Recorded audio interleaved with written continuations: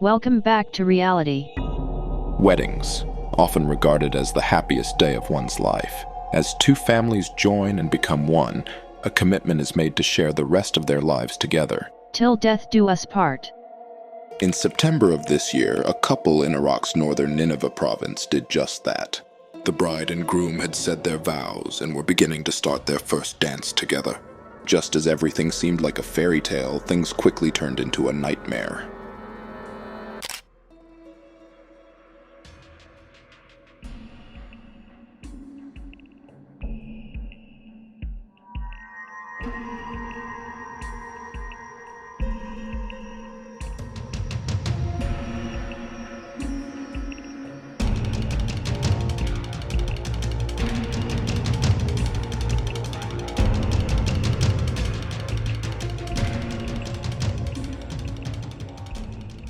Four large fountain fireworks alight in the hall. And then a large ceiling decoration nearby is engulfed by fire. Flaming debris fell from above as guests ran to escape Al-Haytham Hall, with many inside overcome by toxic smoke as the flammable plastic ceiling panels caught fire.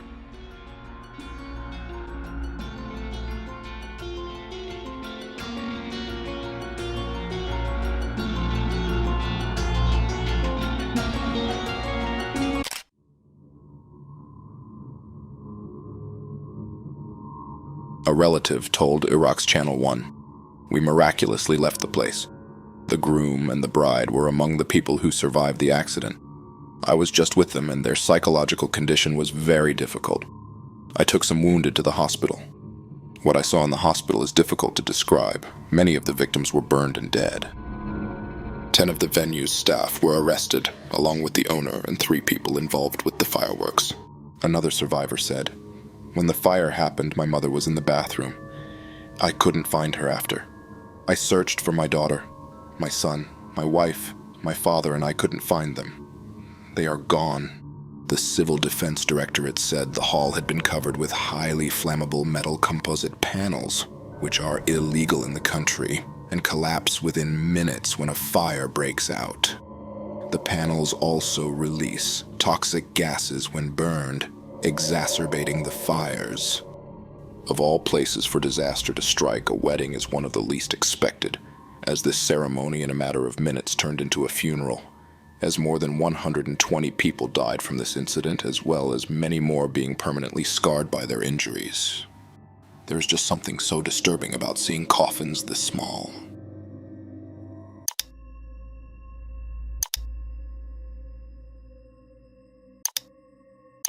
The world is a scary place, but you're safe.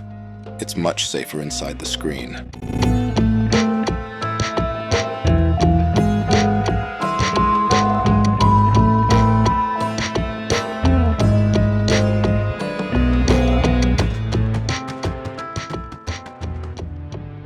After all the media attention that was given to the Titan submarine incident earlier this year, it seems a lot of us realized we had a new fear. Being trapped deep under the sea in a submarine, waiting as the oxygen slowly runs out.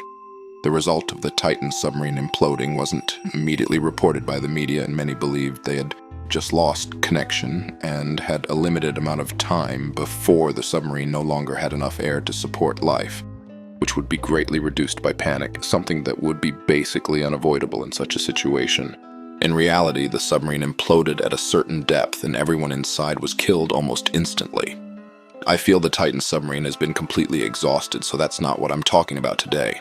What I'm talking about is a separate incident that occurred in an Indonesian military submarine. The submarine had lost control and was slowly sinking, whilst the submarine was traveling deeper and oxygen was running out. They sent this clip before communications were lost. The following video is equal parts beautiful and terrifying.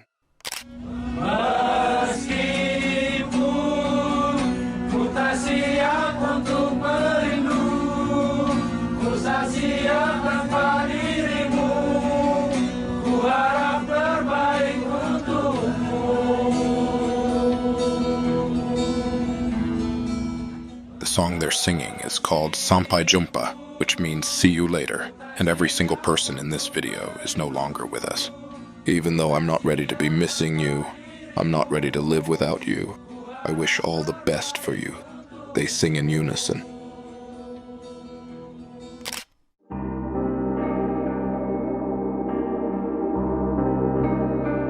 The military sub, KRI Nangala 402, sank to the bottom of the Bali Strait, splitting into 3 pieces. The German-built submarine disappeared off the vacation island of Bali in Southeast Asia, sparking international search efforts.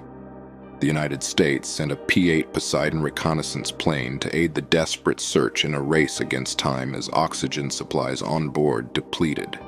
The submarine, which had been in service in Indonesia since 1981, was carrying 49 crew members and 3 gunners, as well as its commander, leaving a total of 53 bodies at the bottom of the ocean. Seeing these men smile in the face of death paints an unwavering optimism that many of us can't even achieve during our happiest moments.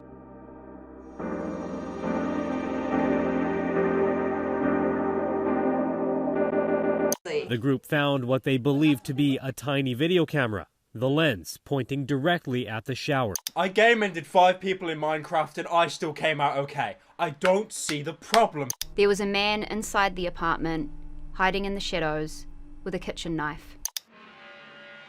It has become common to investigate your Airbnb or hotel when arriving to make sure you aren't being spied on. With the advancements in technology, cameras can more or less be anything or anywhere. But there can be worse things than being watched. What if someone could get in and out of your room without you knowing? A Reddit user one day posted a video of their hotel room, and it seems it was designed by a relative of H.H. Holmes. Everything seems luxurious and normal at first, but once the visitor opens the second closet, things get weird. Using a card, he is able to open the back of the closet to reveal another room which has a long corridor as well as a small door directly in front of it. Opening the small door reveals a long, dark crawl space. There is sadly very little information regarding this clip or where the video was taken online, but I can't imagine any reasonable excuse for this existing. If it was an emergency exit of some kind, surely there would be some sort of sign indicating that.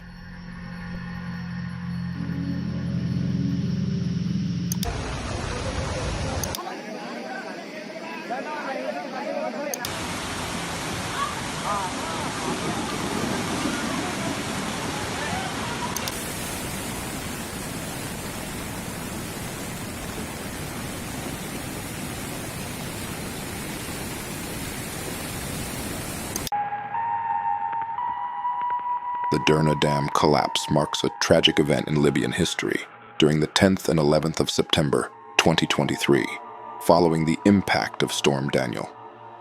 These dam failures resulted in the discharge of approximately 30 million cubic meters of water, leading to downstream flooding as the Wadi Derna exceeded its banks.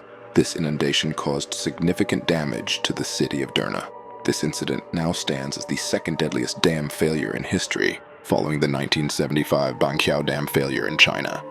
A family that was trapped inside their house during this flood decided to capture what they believed to be their final moments. This water is largely combined with dirt to create mud, making it nearly impossible to swim through.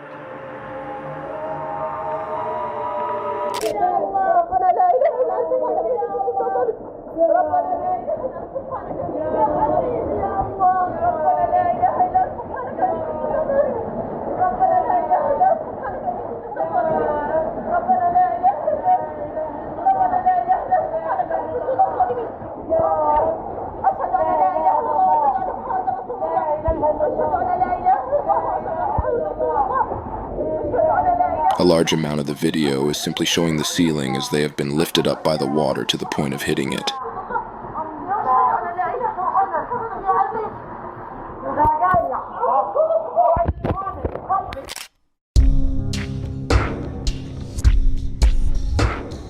Thankfully, I can confirm that everyone in this video was rescued immediately after filming this and survived, but many were not so lucky.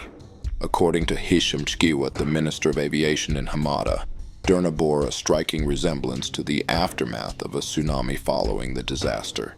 He further noted that approximately a quarter of the city appeared to have been submerged, with substantial portions of it being carried away into the Mediterranean Sea. The city's healthcare facilities became non-functional, leading to a surplus of bodies that overwhelmed local morgues. In response, bodies were laid out in the streets in Derna's main square. To manage the crisis, more than 300 bodies were transported to a morgue in Tobruk due to overcrowding. Over 1,000 bodies were subsequently interred in mass graves. In an effort to recover the bodies carried out to sea by the floods, naval teams were deployed. In the days following the disaster, over 200 bodies were discovered washed ashore, some as far as 20 kilometers from Derna, while others were found over 100 kilometers away from the city. A remarkable rescue effort also succeeded in saving an individual who was located 11 nautical miles off the coast of Derna. The mayor of Derna told Al Arabiya that the final death toll in the city could range from 18,000 to 20,000, equivalent to a fifth of the city's population.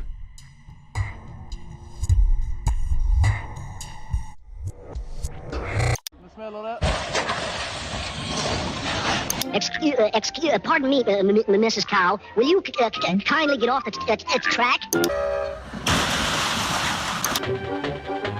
Better place things!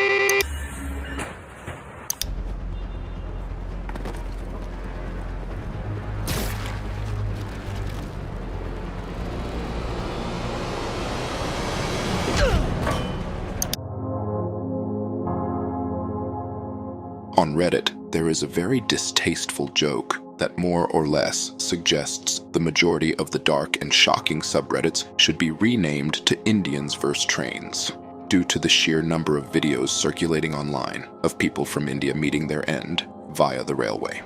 Prior to now, I've avoided showing any of them, as they are honestly quite sad, and there is very little to say, other than there should be better safety procedures. This really isn't a laughing matter, with data from NCRB suggesting that 2 people in India die every hour from a train-related death. The highest casualties were reported in Maharashtra, where every 24 hours 10 lives are lost. On the 19th of October 2018, in the eastern outskirts of Amritsar, Punjab, a crowd had gathered to watch celebrations for the Hindu festival of Dussehra. Dussehra, also known as Vijayadashami, is a major Hindu festival celebrated in India and other countries with a significant Hindu population. It marks the triumph of good over evil and is observed on the 10th day of the Hindu calendar month of Ashwin, which typically falls in September or October. The festival commemorates the victory of Lord Rama over the demon king Ravana, symbolizing the victory of righteousness over wickedness. It is celebrated with various rituals, including the burning of effigies of Ravana, cultural performances and processions. Dussehra is also associated with the end of the Navaratri festival, a 9-night celebration of the goddess Durga. But as you can imagine, something didn't go perfectly to plan this time.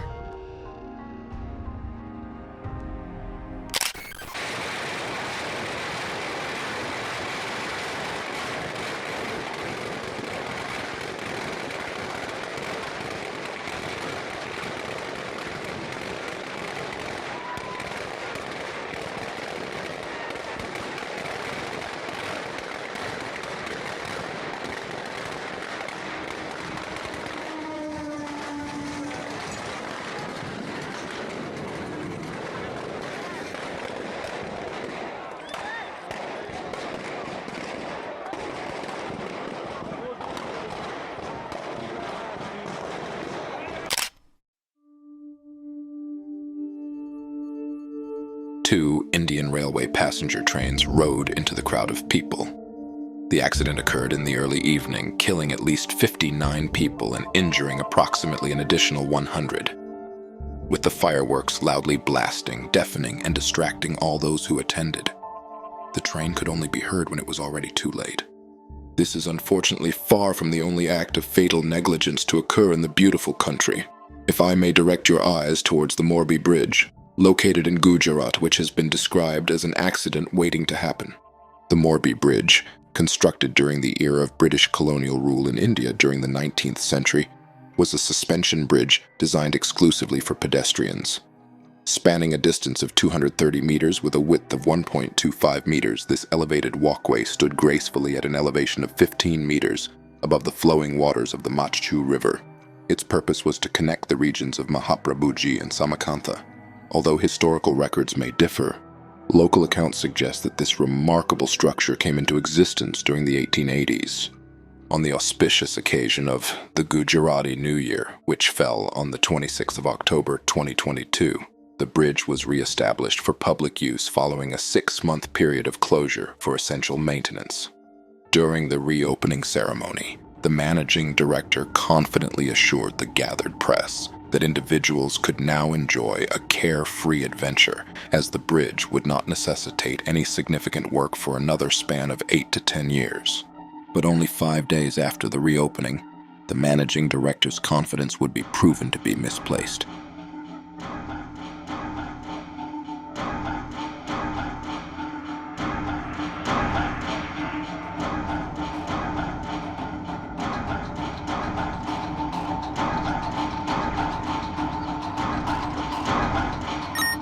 The bridge collapsed at 6:40 p.m. More than 500 people were on the bridge at the time of the collapse, far exceeding the official capacity of 125. At least 141 people were confirmed dead and more than 180 were rescued. A large number of the victims were women, the elderly, and children, with the youngest fatality being an 18-month-old baby. The government of Gujarat announced a payment of $5,000 to the next of kin of each person who died, and $630 to the injured. It's really hard to understand how there were so many fatalities when the drop was into water. An individual who survived the incident recounted that a significant number of people on the bridge found it challenging to move, with some unfortunate individuals being struck by falling debris from the structure. Mohan Kundaria, a member of parliament in the Lok Sabha, personally affected by the loss of 12 family members, including his sister, expressed his belief that overloading was the primary cause of the tragedy. A representative from Oreva, the bridge's managing entity, suggested that the catastrophe seemed to be the result of an excessive concentration of people in the bridge's central section, where many of them were trying to make the bridge swing from side to side.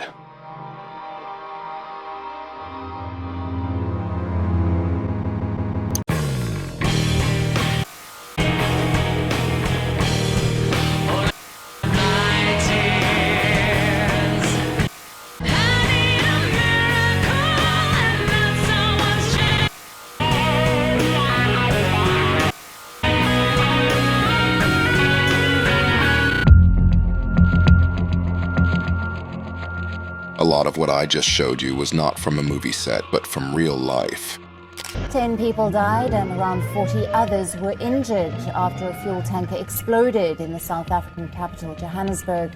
The gas tanker carrying 60,000 litres of LPG gas got stuck under a bridge and caught fire. Although the news report said that 10 people died, that number isn't remotely accurate. The terrifying thing about high-intensity burns like these is that almost all of the people shown in this video were already dead. They just didn't know it yet.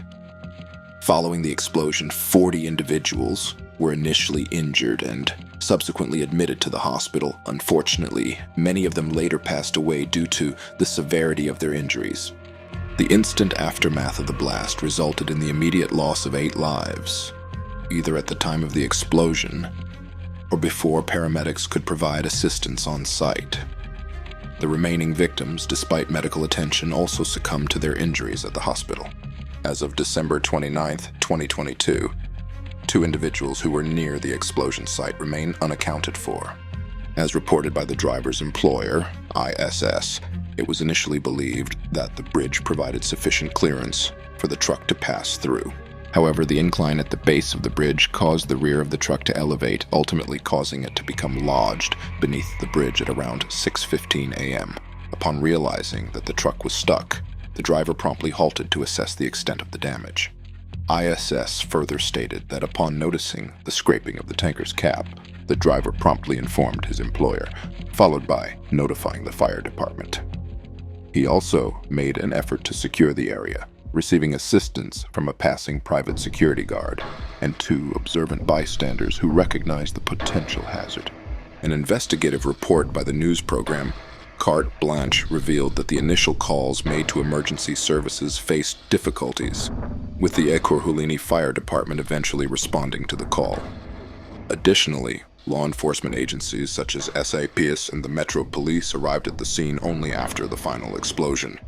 The investigation also unveiled discrepancies regarding the truck's height.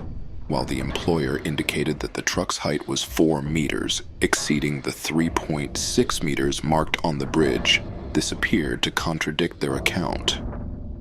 Around 6:45 a.m., the truck caught fire, and it subsequently experienced an initial explosion at approximately 7:05 a.m. while firefighting efforts were ongoing. According to ISS, the driver had already been affected by gas inhalation before this point and had been transported to the hospital by emergency responders. This initial explosion was followed by 2 smaller explosions.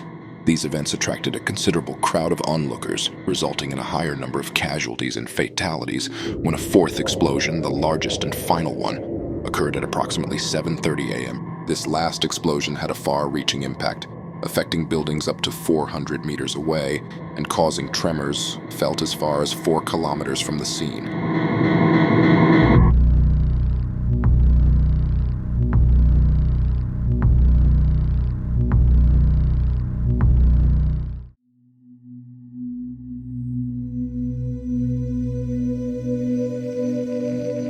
Within the last decade, ride-sharing services such as Uber and Lyft have become increasingly popular, but there's always a risk when trusting a stranger with your life. The following video shows what is said to be a psycho boyfriend taking out his problems on a Lyft driver. But maybe things aren't as straightforward as they first seem. The Lyft driver released 2 videos to show the ordeal he went through. Firstly, we can see 2 women lying down in the back of his car, followed by a gunshot at the car. Can you go? Can you go? Can you go? Can you go? Go! Go! The woman then encourages the driver to drive as fast as possible. Whilst this is happening, the driver is getting in contact with Lyft's emergency contact team so they can call the police. This may sound worse than calling the police at first, but the Lyft emergency team can relay accurate GPS coordinates to the police, whilst the driver can focus on staying alive. Eventually, the driver arrives at the destination, dropping both the girls off. But before he is able to get away, the people who were chasing and shooting at the driver open the door and begin assaulting him. Hey! Wait! Wait a minute! At first glance, it might be easy to think of these 2 women in the backseat as victims, but I think there is more going on here. Not to put on my detective cap, but once the girls leave the vehicle, they can be heard shouting and encouraging the assault on the driver. As the driver is saying, "Why me?" she is saying, "I told them what you did." No me! On top of that, this has all the signs of a robbery gone wrong. They punched the driver in frustration. They were supposed to shoot at, but not hit the car, and then have the driver speed off, then stop and rob him at a later point to make it look like they just happened to follow him. The guys hitting the car messed up the lick. The females were lying down in the back seat already. They knew the shooting was going to happen. They wanted the guys to shoot at, but not hit the car to make it seem like the girls weren't in on the plot. At the end of the video, you can hear her say, "Bro, you wasn't supposed to shoot the car." They then punched him out of frustration from the foiled lick. The main loud girl talking came around and supposedly punched the driver too, but I'd argue from this footage alone, it is too difficult to be sure of this. She was supposedly giving coordinates to the people following her and had requested to be dropped in an isolated location, making it easier for the pursuers.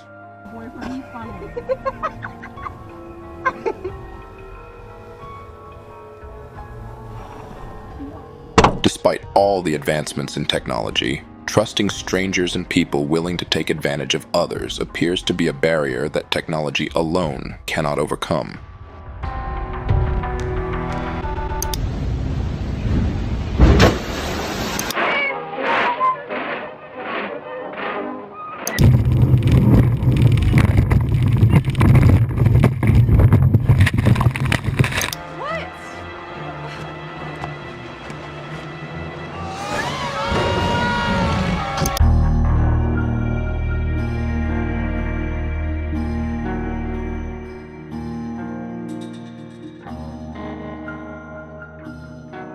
Off the coast of Sulawesi Island, a cargo ship that has been modified into a passenger ship strategically crashes into a reef. The captain, aware that the ship was sinking, made the quick decision in an attempt to wedge the ship and prevent it from capsizing.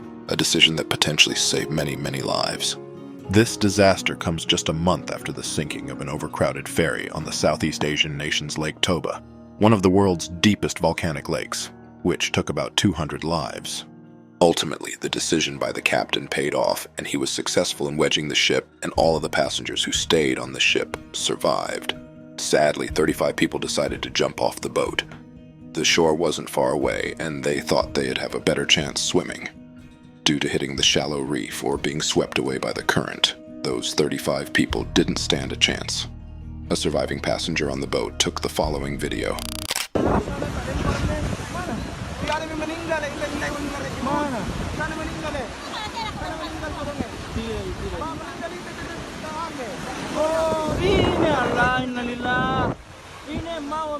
Calculations by the National Transportation Safety Committee showed that the ferry, during its departure from Bulukumba, had a draft of 2.02 meters.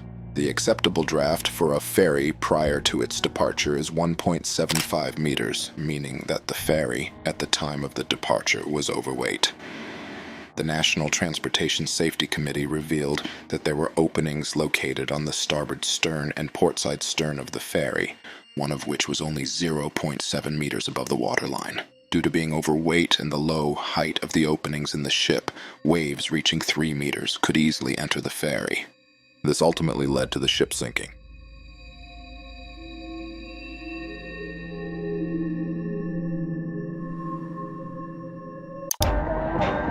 I'd like to be the first woman in space.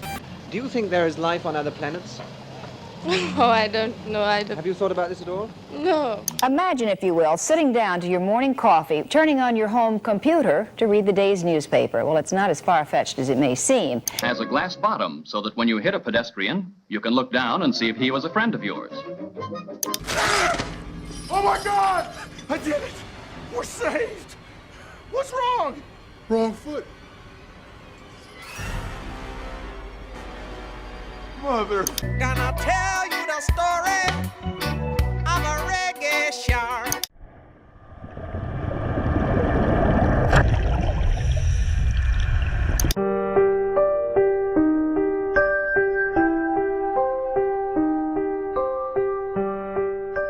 A lot of these videos, I'm sure, seem highly avoidable with hindsight being 2020, but we must remember the humans behind it all. Every person seen here today is a son, daughter, father, or mother to someone else, with their own interests, beliefs, and dreams that have been taken away prematurely. It is easy to accidentally dehumanize what you're looking at, as you have no attachment to the people in the videos, and for all they are in our current reality as pixels on a screen. But I beg all of you to show compassion and respect to all the individuals shown in the comments below, as these tragedies could happen to any of us. Thank you so much for watching. Engaging with this video is the only way for me to be able to continue making the content that I make, and it's completely free to do so. On a side note, I think I'll soon move away from weekly uploads and instead focus on purely quality over quantity and much longer videos. I'm not sure exactly when I'll implement this change, but if I don't post for a week, you now know why. I love you all, and until next time, keep fearing the living.